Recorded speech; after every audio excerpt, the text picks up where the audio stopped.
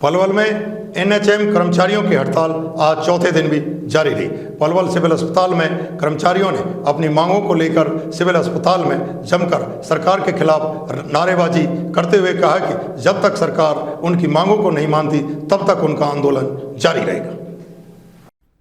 पलवल में एनएचएम कर्मचारियों की हड़ताल आज चौथे दिन भी लगातार जारी रही। प्रदेश के सभी नागरिक अस्पतालों के बाहर एनएचएम कर्मचारी धरने पर बैठ गए हैं और लगातार अपनी मांगों को पूरा करवाने के लिए संघर्ष कर रहे हैं। कर्मचारियों ने पलवल के नागरिक अस्पताल में सरकार के खिलाफ नारेबाजी कर अपना रोष जाहिर किया।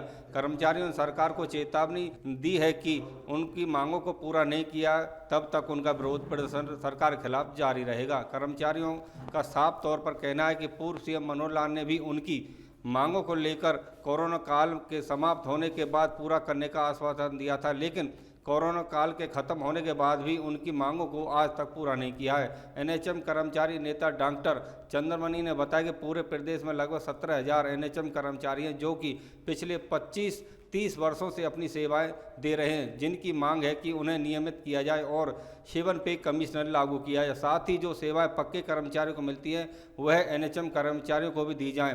एनएचएम कर्मचारी सुमेश ने बताया कि जिले के 450 एनएचएम के कर्मचारी हड़ताल पर बैठे हुए हैं। उन्होंने पहले भी सरकार के खिलाफ अपनी मांगों को लेकर हड़ताल पर बैठे थे, लेकिन सरकार ने उनकी एक भी मांग को आज तक पूरा नहीं किया है। उन्होंने कहा कि साथ ही प्रदेश के मौजूदा सीएम नायब सिंह सैनी ने भी 17 जून को करनाल में सीएम आवास का विरोध कर रहे कर्मचारियों से मुलाकात कर उनकी समस्याओं का जल्द से जल्द समाधान करने का आश्वासन दिया था, लेकिन 1 महीना बीत जाने के बाद भी सीएम नायब सिंह सैनी ने उनकी मांग को पूरा नहीं किया है। कर्मचारियों ने जल्द से जल्द मांगों को पूरा करने की मांग की है। डिप्टी सीएमओ डॉक्टर सुरेश ने कहा कि ग्रामीण क्षेत्र के अस्पतालों में इस हड़ताल का कुछ असर है, लेकिन नागरिक अस्पताल में कोई असर नहीं है। उन्होंने कहा कि जो एनएचएम द्वारा अस्पताल के में डॉक्टर लगाए वह हड़ताल पर नहीं गए हैं, वह मरीजों को रोजाना की तरह देख रहे हैं और अस्पताल में जो एसएमओ हैं वह अपनी ड्यूटी पर तैनात हैं और मेडिकल ऑफिसर भी ड्यूटी पर तैनात हैं। मरीजों के इलाज में अभी तक कोई कमी नहीं है और नहीं आने दी जाएगी।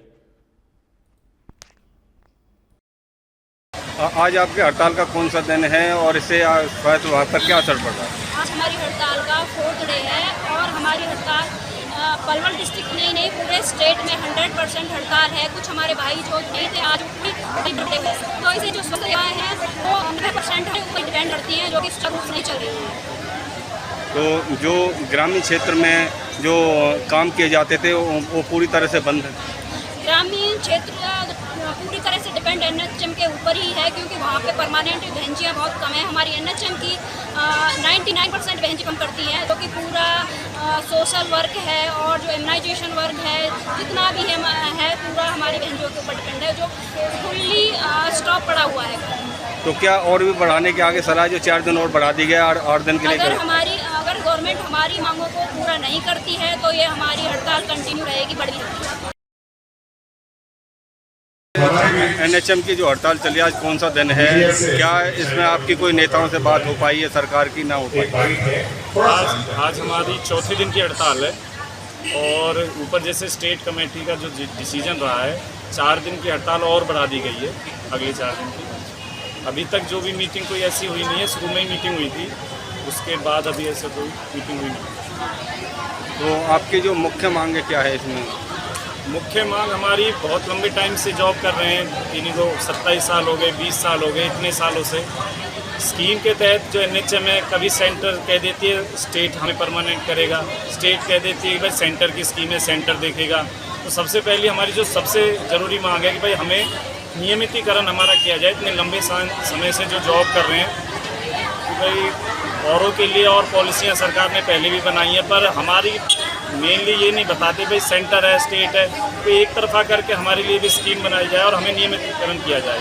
तो क्या हमें अस्पताल में जो सीएससी है, पीएससी हैं, उप स्वास्थ्य केंद्र, क्या उन पर कोई असर पड़ रहा है? बिल्कुल, अभी हमारा जितना भी गवर्नमेंट का अनीमिया मुक्त हरियाणा प्रोग्राम चल रहा है, 100 दिन का अनीमिया प्रोग्राम खराब चल रहा है, साथ में वैक्सीनेशन हेम्पर्ड है, हमारी डिलीवरी हट्स बंद हैं, बिल्कुल डिलीवरी हमारी नहीं हो रही हैं, परमानेंट स्टाफ है जो कर रहे हैं वो भी बड़ी मुश्किल से कर पा रहे हैं। और हमारे डॉक्टर्स की टीम है जो बच्चों का हेल्थ चेकअप करती है, वो टीमें अब यहाँ पे हैं तो वो हेल्थ चेकअप नहीं हो रहे, विकलांगता वाले बच्चे नहीं ढूंढे जा रहे। तो बहुत सी चीज़ें सारे स्वास्थ्य विभाग परमानेंट हमारे गवर्नमेंट में अगर हम ये मान के चले 100 एम्प्लॉय लगे हुए हैं ना, तो 100 में से 80 हमारे एनएचएम के हैं, 20 परमानेंट हैं। तो टोटली हमारे ऊपर ही सारा स्वास्थ्य विभाग डिपेंड रहता है। कोरोना से लेके उससे पहले स्टार्टिंग से ही एनएचएम वाले ही हमारे आगे चल के काम करते हैं। सर, एनएचएम कर्मचारियों की आज चौथे दिन हड़ताल लगातार जारी है सर, क्या कहेंगे इस बारे सर, कितना अंतर पड़ रहा है स्वास्थ्य सेवाओं पर?